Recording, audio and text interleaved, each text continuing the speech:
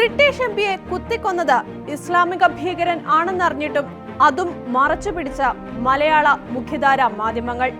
നമ്മുടെ ഭൂരിഭാഗം മലയാള മാധ്യമങ്ങളും പൊളിറ്റിക്കൽ ഇസ്ലാമിന്റെ അടിമകളാണ് എന്ന് പലതവണ പറഞ്ഞു കഴിഞ്ഞതാണ്. അക്കാര്യം അവർ തന്നെ ഇന്നലെ വീണ്ടും സ്ഥിരീകരിച്ചിരുന്നു. ബ്രിട്ടീഷ് പ്രധാനമന്ത്രിയുടെ വളരെ അടുത്ത ആളും കഴിഞ്ഞ 24 വർഷമായി തുടർച്ചയായി ബ്രിട്ടീഷ് പാർലമെന്റിലെ എംപിയുമായിരുന്ന സർ ഡേവിഡ് അമസ് എന്ന 69-കാരനെ വെള്ളിയാഴ്ച സൊമാലിയൻ വംശജനായ ഒരു യുവാവ് കുത്തിക്കൊലപ്പെടുത്തിയിരുന്നു. അഭയാർത്ഥിയായി ബ്രിട്ടനിലെത്തി പിന്നീട് ബ്രിട്ടീഷ് പൗരത്വം സ്വീകരിച്ച് അവിടെ താമസിക്കവേ ഇസ്ലാമിക ഭീകരവാദത്തിന്റെ സ്വാധീനത്തിൽപ്പെട്ടാണ് അയാൾ കൊല നടത്തിയത് എന്ന് ലോക്കൽ പോലീസിനെ ഉദ്ധരിച്ച റോയിറ്റേഴ്സ് പോലും റിപ്പോർട്ട് ചെയ്തിരുന്നതാണ്. പക്ഷേ ആ വാർത്ത ഇന്നലെ നമ്മുടെ മുഖ്യധാര മലയാള ചാനലുകളിലൂടെയും പ്രമുഖ പത്രങ്ങളിലൂടെയും പുറത്തു വന്നപ്പോൾ അത് വാർത്താ പ്രാധാന്യമില്ലാത്ത ചെറിയ വാർത്തയാക്കി അവർ മാറ്റി. മാത്രമല്ല, കൊലയ്ക്ക് കാരണം ഇസ്ലാമിക തീവ്രവാദത്തിന്റെ ഭാഗമായ ഭീകരവാദമാണെന്ന് അവർ ഒന്നടങ്കം മറച്ചു പിടിച്ചു. ലണ്ടന് കീഴിലുള്ള ലേയോൺസി എന്ന പട്ടണത്തിലെ ഒരു മെത്തഡിസ്റ്റ് പള്ളിയിൽ വെച്ചാണ് സർ ഡേവിഡ് അമസിനെ ക്രൂരമായി 12 തവണ കുത്തേറ്റത്.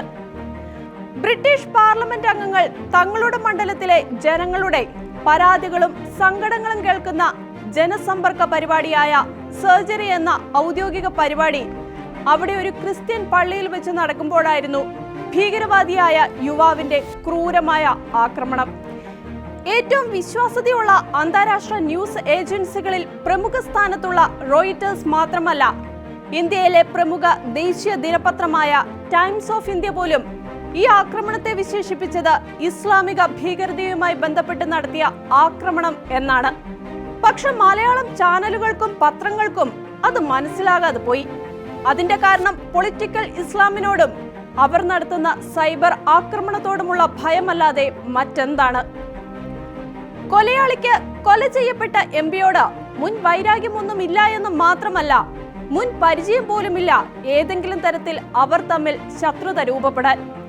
ഏതോ ഇസ്ലാമിക ഭീകര സംഘടനയുടെ ജിഹാദി ആശയങ്ങൾ തലയിൽ കയറിയതിന്റെ പേരിൽ ആ യുവാവ് നടത്തിയ ഭീകര കൊലപാതകം തന്നെയായിരുന്നു സർ ഡേവിഡ് അമസിന്റേത്. ഇനി സർ ഡേവിഡ് അമസ് എന്ന നല്ല ജനപ്രതിനിധിയെക്കുറിച്ച് ഏതാനും വാക്കുകൾ. 5 മക്കളുടെ പിതാവായിരുന്ന ഡേവിഡ് ബ്രിട്ടീഷ് പാർലമെന്റിൽ അഭയാർത്ഥികളുടെ അവകാശങ്ങൾക്ക് വേണ്ടി നിരന്തരം വാദിച്ചിരുന്ന പാർലമെന്റേറിയൻ ആയിരുന്നു.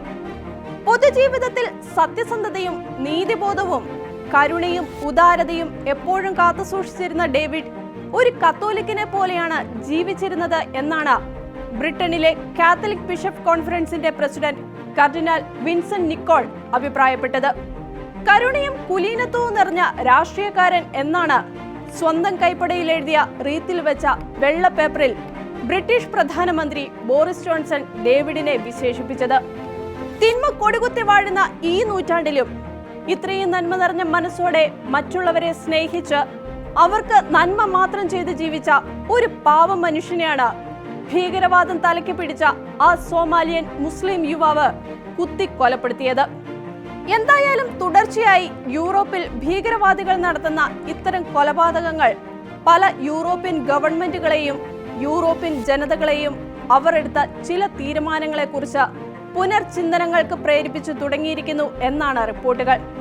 അഭയാർത്ഥികളായി യൂറോപ്പിലെത്തിയവർ യൂറോപ്പിനെ ഇസ്ലാമിക തീവ്രവാദത്തിന്റെയും ഭീകര പ്രവർത്തനങ്ങളുടെയും താവളമാക്കി മാറ്റുന്നത് കണ്ട് പലപ്പോഴും ഞെട്ടിത്തെറിച്ചു പോവുകയാണ് യൂറോപ്യൻ ജനത. നോർവേ, ബ്രിട്ടൻ ഭീകരാക്രമണങ്ങൾ തന്നെ ഏറ്റവും പുതിയ ഉദാഹരണങ്ങൾ. അടുത്ത കാലം വരെ സാമൂഹ്യ സമാധാനത്തിന്റെയും വ്യക്തി സ്വാതന്ത്ര്യത്തിന്റെയും റോൾ മോഡൽ എന്ന് നാം പോലും കരുതിയിരുന്ന യൂറോപ്യൻ രാജ്യങ്ങളിൽ ഇന്ന് വ്യാപിച്ചുകൊണ്ടിരിക്കുന്ന ആക്രമണങ്ങളുടെയും അരക്ഷിതാവസ്ഥയുടെയും പിന്നിലെ പ്രധാന കാരണം എന്താണെന്ന് മുമ്പ് സൂചിപ്പിച്ച സംഭവങ്ങൾ തന്നെ നമ്മെ പഠിപ്പിക്കുന്നുണ്ട്. നോർവേ, ബ്രിട്ടൻ സംഭവങ്ങളിലൂടെ യൂറോപ്പ് കേരളത്തെ വീണ്ടും ഓർമ്മിപ്പിച്ചുകൊണ്ടിരിക്കുകയാണ്. ഉണരുക, ഉണർന്ന് പ്രവർത്തിക്കുക. സമയം ഇനിയും വൈകിയിട്ടില്ല.